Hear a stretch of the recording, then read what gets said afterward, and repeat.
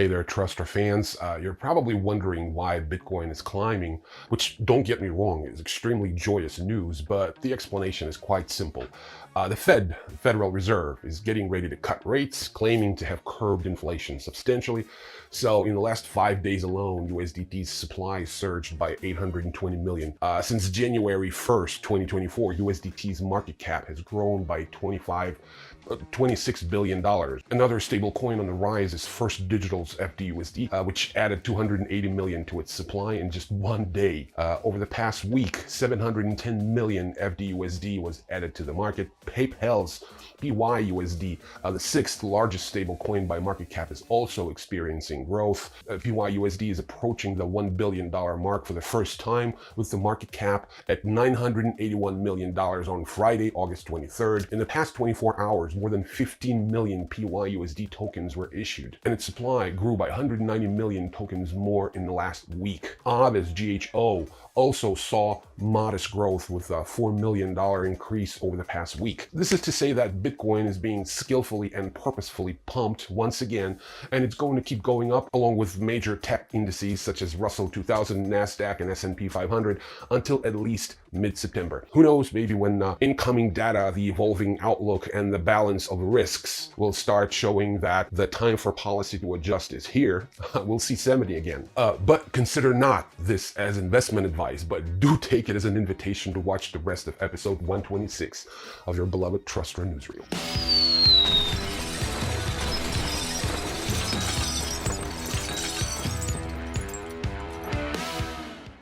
So the news that sort of thundered through the entire fintech and just regular tech space is that the founder of Telegram, Pavel Ddurov, was arrested in France at the Le Bourget airport, where his private Embraer 600 Legacy, funnily enough, the same model jet was used by the rebellious Putin chef Prigozhin a year ago. So Durov's jet, the same kind. So Durov used that same kind of jet, and he was arrested on several potentially life-threatening charges, including receiving stolen goods, terrorism, drug supply, fraud, and money laundering.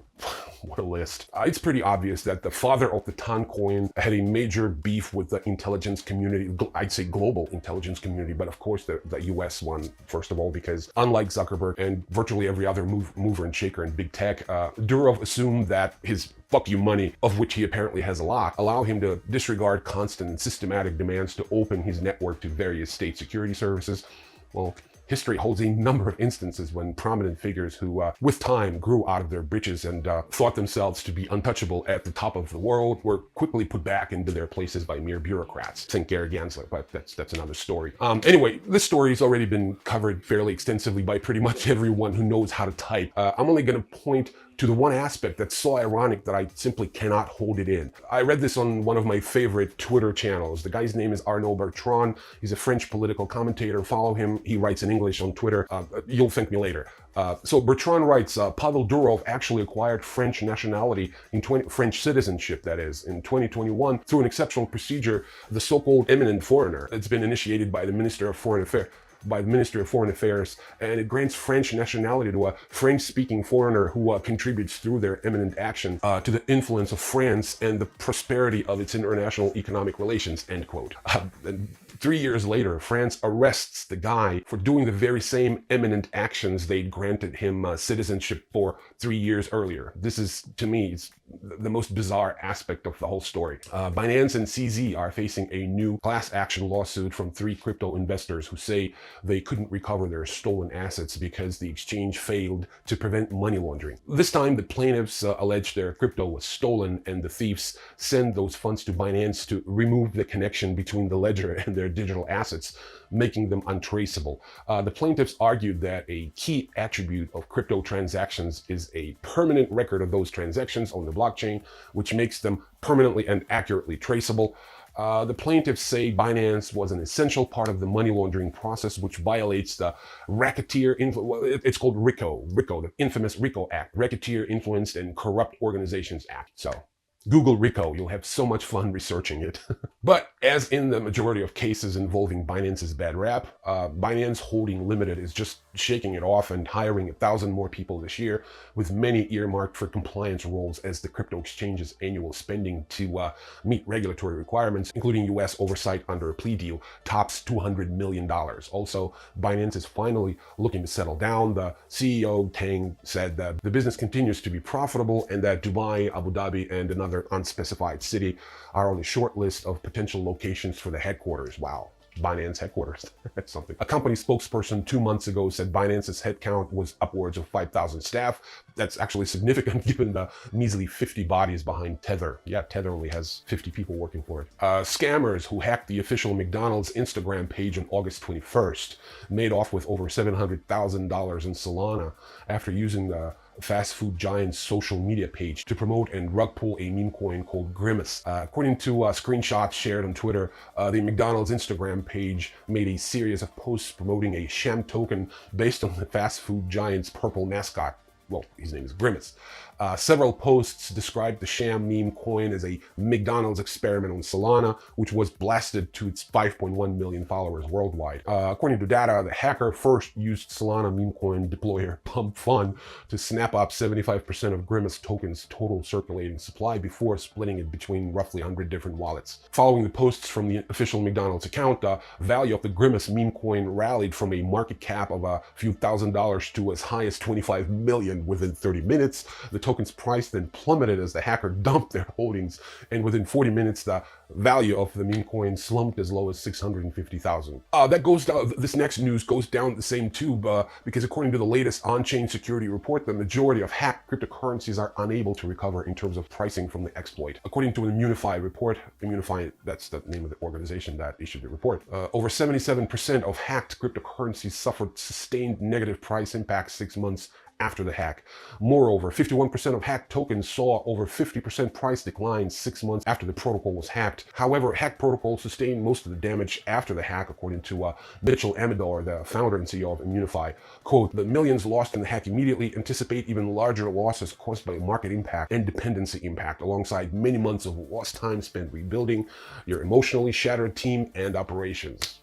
The American state of Wyoming is creating its own US dollar-backed stablecoin, aptly called the Wyoming stablecoin, which it plans to launch in the first quarter of 2025 to give individuals and businesses a faster and cheaper way to transact while creating a new revenue stream for the state. The group behind it is hoping it can serve as the model for a digitized dollar at the federal level. Wyoming is currently vetting potential partners and vendors with more tech experience to help build the stablecoin. It will require an exchange and wallet providers to purchase and hold the token.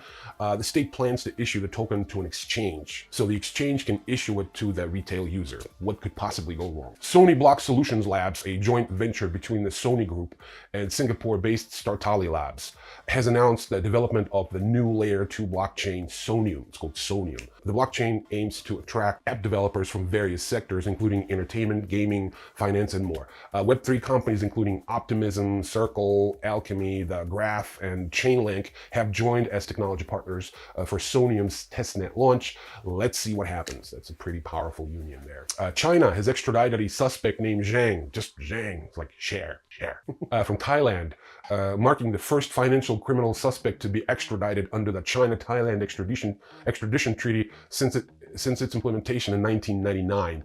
Zhang allegedly led a $14 billion pyramid scheme known as MBI Group, which involved luring over 10 million investors into paying membership fees through the issuance of cryptocurrency. Chinese and Thai authorities formed a special working group called Hunting Fox, and Zhang was extradited to China after his arrest in Thailand and a court ruling in May 2023. Poor Zhang.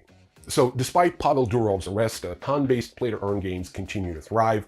Click-to-earn, I think they're called click-to-earn. Specifically, Hamster Combat has partnered with Crypto.com to launch a metal Visa card to enhance payment flexibility for business operators. The card can be used in the Hamster Combat game and in real life, apparently. In addition, users can boost their in-game profits per hour by using the card and also receive a Crypto.com metal card for everyday transactions. This partnership comes as the hamster community anticipates the upcoming airdrop. We covered that in previous episodes of your beloved TRASTRA Newsreel. Just a reminder, recently Hamster Combat announced on its Telegram channel that key ownership will influence the size of the airdrop rewards. I know we're looking forward to it, so let's get it on. And finally, if you remember the game Stepn, remember Stepn? It was like a legendary game a couple years ago. So it sort of blends fitness and digital collectability. You will rejoice at the news that there's now Stepn Go, a spin-off from that top move to earn title, Stepn. So Stepn Go has paired with G-Shock. Remember G-Shock? And